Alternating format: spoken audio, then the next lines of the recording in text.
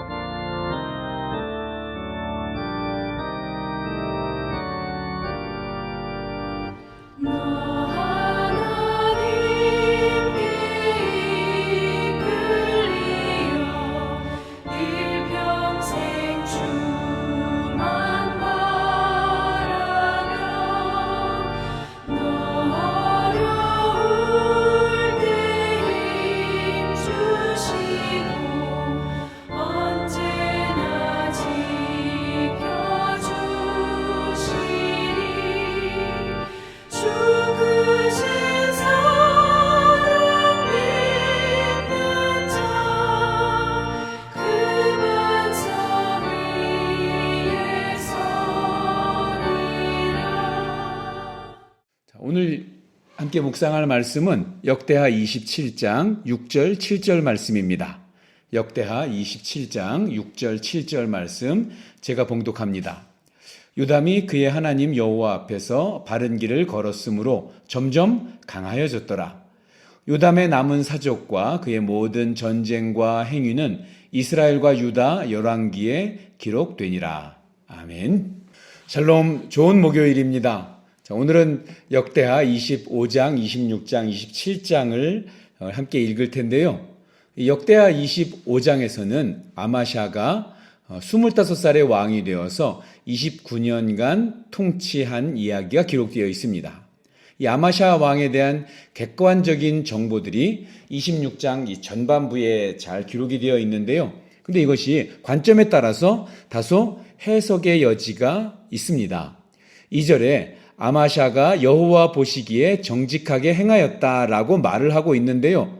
여러분들 이 정직을 어떻게 정의하시나요? 정직이 뭔가요?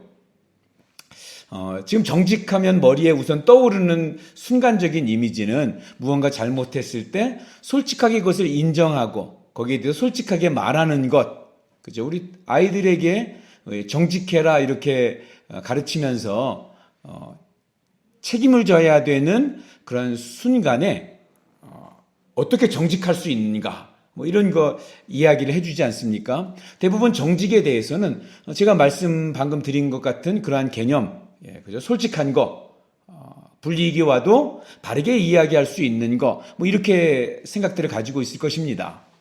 자, 그런데 2절에 나오는 정직은 앞에 수식어가 붙습니다. 여호와 보시기에 정직. 그죠? 여호와 하나님 보시기에 하나님 앞에 정직. 자, 이것이 무엇인지 그의 행동과 삶을 통해서 우리가 확인을 해볼 수 있겠습니다. 아마샤의 아버지 요아스는 유일하게 남은 다윗 왕의 혈통으로 7살에 왕위에 오르게 됩니다. 그 할머니 아달랴가 아합 왕과 이세벨의 딸이었죠. 다윗의 혈통을 다 없앱니다. 이제 그때 요아스의 고모부인 제사장 여호야다가 요아스를 성전에 몰래 숨겨서 키웁니다.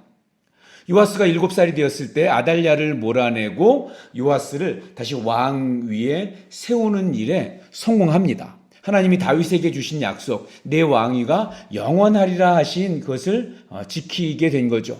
자, 그런데 여호야다가 세상을 뜬 후에 요아스 왕이 신앙적으로 돌변하게 됩니다. 요아스 왕은 유다 다른 지도자들의 꼬임에 넘어가서 우상을 숭배하게 됩니다. 하나님께서 선지자들을 보내서 이 하나님을 섬기는 길로 돌아오도록 촉구했지만 소용이 없었습니다.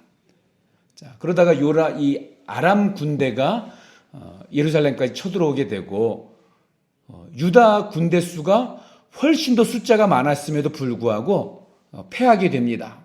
그 요아스는 배신한 신하들의 칼에 맞아서 침상에서 죽고 말았습니다.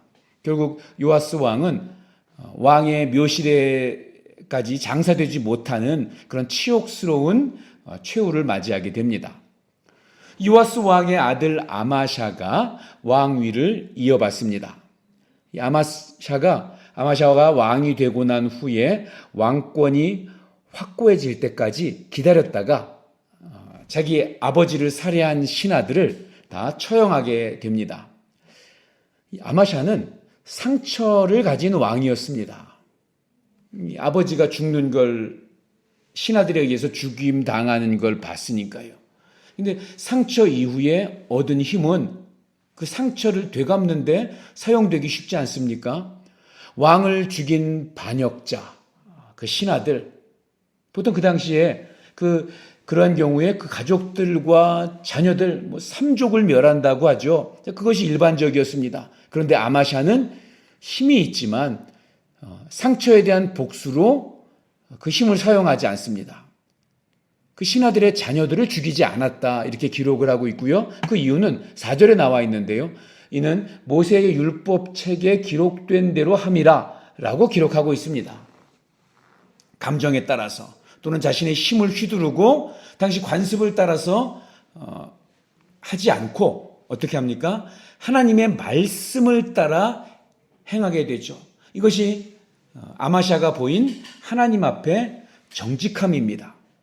아마샤의 이런 정직함은 상처대로 자기의 힘을 휘두르지 않고 오히려 하나님의 말씀을 따라 살아가도록 아마샤를 이끌었습니다.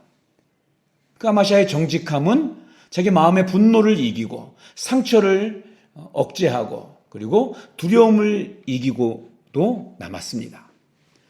또 아마샤는 에돔과의 전쟁을 위해서 은 100달란트라는 거금을 들여서 이스라엘 용병 10만 명을 고용을 했는데요. 하나님께서는 선지자를 통해서 책망하시면서 그러한 세상의 힘을 의지하지 말고 하나님만 의지하라고 말씀해 주십니다. 그래서 10만 명을 돌려보내죠. 그러면 거금 은 100달란트를 낭비하게 되는 것입니다. 하지만 하나님이 힘을 주신다는 말씀에 순종합니다. 그리고 그 용병들 없이 에돔과의 전쟁을 하는데 크게 승리하게 됩니다. 그런데 이 아마샤에 대한 또 다른 평가가 있었습니다. 그것은 정직하였지만 온전한 마음으로 행하지는 아니하였다라는 것입니다. 밖으로 보이기에는 하나님 앞에 정직했습니다. 하나님의 말씀을 따랐습니다. 그런데 그 행동들이 온전한 믿음에 기반을 두고 있지 않았다는 것입니다. 어찌 보면 이 마음으로 정직하게 행한 것처럼 하는 그런 외적인 모양을 가지고 아마샤가 행동을 했고 그리고 승리를 하게 됩니다. 그런데 그의 마음의 믿음이 온전하고 하나님께 완전히 가 있지 않았기 때문에 온전히 행하지 못했기 때문에 이 아마샤는 그 승리에 도취되어서 무너지고 맙니다. 14절에 전쟁에서 이긴 아마샤가 돌아오면서 세일 자손의 신들을 가지고 돌아와서 그 앞에 경배합니다. 아니 승리는 하나님이 주셨는데 그리고 그 승리함 앞에서 패배한 신들을 가져다가 숭배하는 정말 이해 안 되는 엉뚱한 일을 행한 것입니다. 이 일 후에 아마샤 왕은 정말 패망의 길로 달려가게 됩니다. 결국 아마샤는 남유다 왕 중에 유일하게 이 백성들의 모반에 의해서 쫓겨나고 끝내 그 아버지처럼 반역한 무리들에 의해서 살해당합니다. 아마샤 왕은 하나님으로부터 버림받고 또 백성들에게도 버림받은 아주 형편없는 왕으로 전락해버리고 맙니다. 26장에서 아마샤의 뒤를 이어서 우시아가 왕이 됩니다. 우시아 역시 여호와 보시기에 정직히 행했습니다. 다른 말로 하면 하나님 말씀을 잘 따른 것이죠. 자, 그러는 동안에는 하나님이 형통하게 해주셨습니다.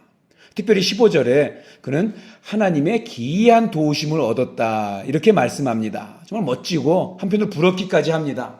자, 그런데 일이 잘 풀리기 시작하니까 이 형통함 가운데 교만해지고 결국 이 우시아가 여호와의 성전에 들어가서 스스로 분향을 합니다.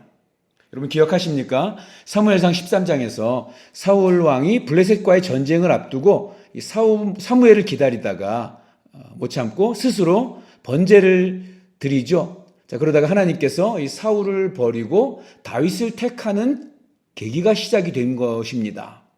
우시아의 분향 역시 분명히 왕의 권한과 범위를 넘어선 것이었습니다.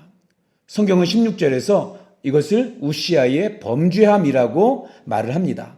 그 죄로 평생 죽을 때까지 나병에 걸리게 되고요. 그 병으로 인해서 죽어서도 왕의 묘실에 들어가지 못합니다. 27장에서는 우시아의 뒤를 이어 왕이 된 요담 이야기가 나옵니다. 짧죠? 9절밖에 되지 않지만 그에 대한 명확한 설명이 있습니다. 요담은 하나님 앞에 정직하게 행하였다. 즉 하나님의 말씀을 따랐고 그는 교만하지도 않아서 성전에 들어가서 함부로 권력 남용을 하지도 않았고 하나님 앞에 바른 길을 걸었으므로 점점 강하여졌다는 것입니다.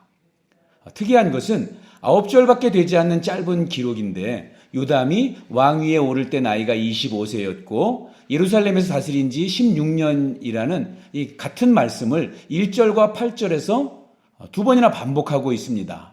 한 번이면 충분하고 더군다나 중요한 내용 같지도 않은 말씀을 두 번이나 반복해서 기록한 이유가 무엇일까요? 저는 이렇게 해석이 되었습니다. 하나님께서 이런 요담을 기억하고 있다는 것입니다.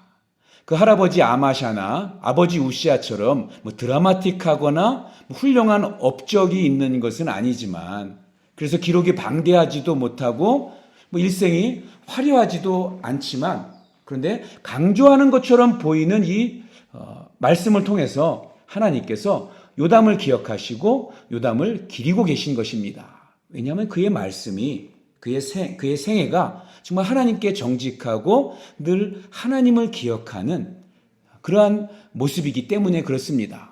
그러면 하나님이 기억하시고 기리는 인생보다 더 복된 인생이 없을 것입니다. 오늘 말씀은 할아버지, 아버지 그리고 아들로 이어지는 3대 이야기가 나와 있습니다. 그리고 저와 여러분은 이 세 왕을 정의하는 문장 여호와 앞에 정직하였다라는 것에 대해서 나누었습니다. 사랑하는 성도 여러분, 성도가 강하여지는 것은 얼마나 하나님 앞에 정직하게 행하였느냐에 달려 있습니다. 여기서의 정직은 윤리적으로 도덕적으로 바른 말을 하거나 솔직한 것에 한정되는 것이 아닙니다. 명확하게 하나님의 말씀을 알고 그 마음이 하나님께 닿아 있어서 순종하는 삶을 말하는 것입니다. 이것이 저와 여러분에게 강성함을 허락할 것입니다. 계속해서 잘 되는 형통의 복을 허락하게 될 것입니다. 우리의 힘은 주님의 말씀을 지키는 것에 있기 때문입니다. 오늘 하루 그 하나님의 특별한 은총을 경험하는 하나님 앞에 정직한 삶이 되시기를 축복합니다. 기도하겠습니다. 하나님 앞에 정직하게 살겠습니다. 우리는 모두가 아마샤고 우시아고 요담입니다. 어떠한 상황 속에서도 세상을 바라보고 세상 것을 추구하는 것이 아니라 하나님만 바라보며 하나님께 우리의 마음을 드리는 그런 하나님 앞에 정직한 우리 모두가 되게 하여 주시옵소서. 교만은 패망의 선봉이요 거만함은 넘어짐의 앞잡이라고 하신 말씀을 기억하면서 끝까지 겸손하게 하나님 앞에 정직하게 살아가기를 다짐합니다. 하나님 아버지, 우리가 연약하여서 넘어지기 쉬운, 범죄하기 쉬운 인간임을 고백합니다. 그러니 주님, 넘어지지 않을 수 있도록 힘을 더하여 주시고 때로 넘어지더라도 말씀하시는 그 하나님께 귀 기울이게 하여 주시옵고 언제나 하늘에 속한 복을 받아 누리며 살아가는 우리 모두가 되게 하여 주시옵소서. 오늘 하루도 주님과 동행하는 삶을 살기로 다짐합니다. 예수님의 이름으로 기도하옵나이다. 아멘. 오늘 읽으실 말씀은 역대하 25장, 26장, 27장입니다. 오늘도 말씀을 통해서 하나님의 은혜가 모든 성도님들과 함께하기를 축복합니다.